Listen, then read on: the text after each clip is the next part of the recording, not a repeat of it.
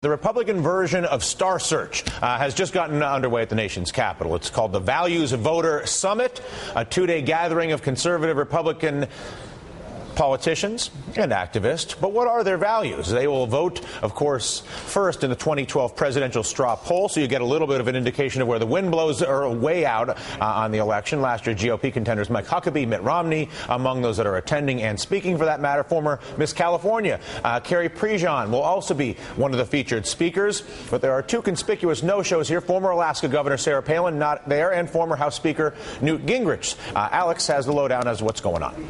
I do, and so does Brian Moore. I'm going to tell you what we do know is that they're at the Omni Shoreham Hotel there in Washington, D.C. Let's get a live look at that right now. I'm bringing Brian Moore, who's covering things for us there from NBC News Channel. So Brian, I guess the question is, Sarah Palin, she's not there. Who else isn't there? Newt Gingrich, he's not there either? Sarah Palin and Newt Gingrich not here, but the organizers say that this is strictly a scheduling issue. It has nothing to do with them not supporting the Values Voters Summit or anything like that, but they are conspicuous no-shows here. Let me get my cameraman, Carmine Chicatano, to pan off and show you the scene here. A couple thousand people here, very excited about the speakers, very excited about the program. Congressman Mike Pence of Indiana is speaking right now. And, basically this is a battle over the soul of the Republican Party right now. We had a Tea Party here with tens of thousands of people here in Washington, and these people want to make clear that the Republican Party was, and will be about values. And Newt Gingrich, Sarah Palin are going to be two of the people who are going to be on the straw vote here, which is really the first test of Republican candidates. Let's show you a graphic of some of the people who are going to be on here. Heavyweights, including Newt Gingrich, Mike Huckabee, Bobby Jindal, Sarah Palin, Ron Paul, Tim Pawlenty, Mike Pence, who is speaking right now, and of course Mitt Romney and Rick Santorum. Just 2 years ago, Mitt Romney and Mike Huckabee were locked in this battle that ended up within about 30 votes. And of course, Mitt Romney and Huckabee went on to be major players in this party in that big primary, and in the election they, of course, got beaten by John McCain. But the Values Voters Summit wants to make clear to the party that they are still an important part of this process, and they must be listened to. Mike Pence was just talking a while ago about how this is the beginning of a comeback, and he talked about how Europe has been overtaken by an avalanche of socialism. So these thousands of people here today making their point to the party.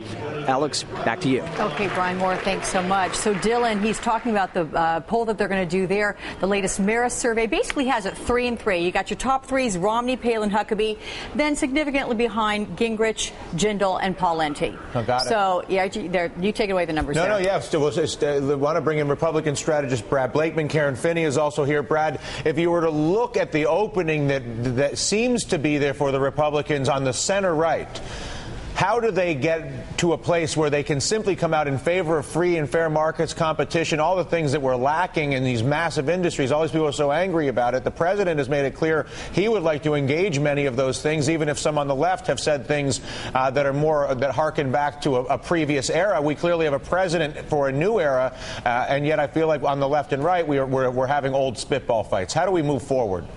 Well, for the president to be successful, he has to come more to the center. The center right. That's where our nation is.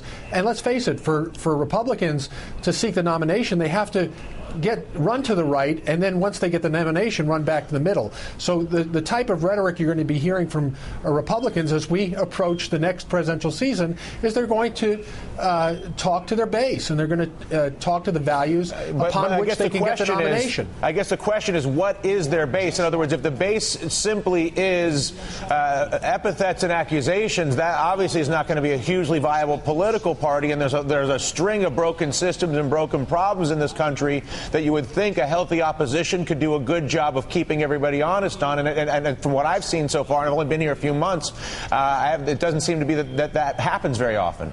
Well, Dylan, as we approach and get closer to the election, you're going to hear more nuts and bolts of what the Republicans stand for and what they will do. Why are you going to wait till the election? Is that because the only thing the Republicans care about is getting elected? They could care less about actually creating efficient healthcare systems, solving too big to fail, dealing with energy. You're saying, why do we have to wait till an election to hear what these people think? Because we're not in power. They work for us. We're paying them taxes. Why do we have to wait till an election?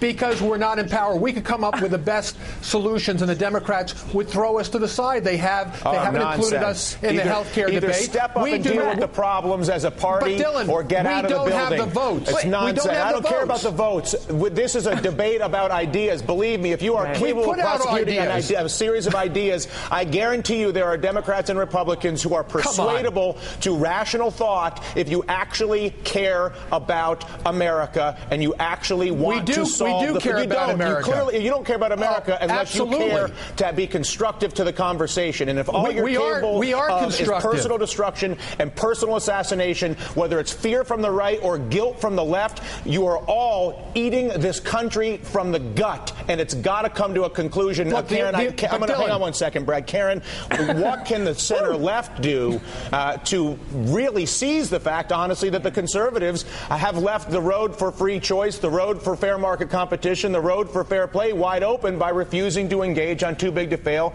Ron Wyden has done a great job on seizing for real choice for health insurance, and it seems to be working quite nicely for him. Yeah.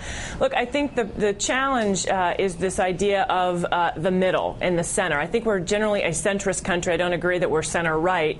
I think, unfortunately, Democrats haven't done a good enough job, and I think we can do a much better job better articulating our values and our policies, which, as you point out, when we're talking about, let's just take the health care debate, we're trying to put forward a policy that would create competition in the marketplace. That's supposed to be, a part of our society, our system. Well, it's supposed to be an American value, actually, Dylan. Exactly. And I think look, the part of the problem is, though, we've become so divided in this country that we've forgotten that at the end of the day, we're all Americans, and it's supposed to be about America, not holding on to power. But I do think that the Republicans run a risk. And one of the things about it's interesting in this Values Voters Summit, to what Brad was saying, John McCain tried that strategy. He tried to go very far to the right during the primaries and then tried to come back to the center. And the problem was, by the time he tried to come back to the center, the moderates in the center didn't believe him and didn't trust him. And he lost support, a couple of my own family, frankly, of moderates who had previously had great respect for him. So you've got to actually stand up for what you believe in from the beginning and not try to tack one way and tack back the other way. I think that's what you saw President Obama do. I just don't like the idea of having to wait for an election to get somebody to deal with health care or anything like that. Look, anyway. I agree, and I think it is. I think, you know what, Brad? I think it is an absolute sham and a lame excuse to say the reason you can't put forward any ideas right now is because you're not in power. I mean, that's just. Really, Karen, that's your message to the American people. You know better. You know better. The American people spoke last November. They gave you the House and the Senate with high majorities. They gave you the presidency. Even with those high majorities, with the presidency, you guys can't get a thing done. It's the Democrats that are holding it up. Hey, Brad, just because we have a majority, these are not left-right issues. This country has broken systems for the financial system where taxpayers subsidize failed businesses. It has broken systems in health insurance where taxpayers protect health insurers from fair market competition. It has broken systems that go across our energy resource management. The demand from the American people is not to play left-right. The demand from the American people, as I see it as a journalist right now, is to demand that the politicians deal with the systemic problems. I got to go here. That's going to be changed in 2010, Dylan. Well, that'll be changed when the Republicans thanks. You just steal our money another year. We'll wait for you to win, buddy. We don't need to worry about it till you guys win. This is nonsense.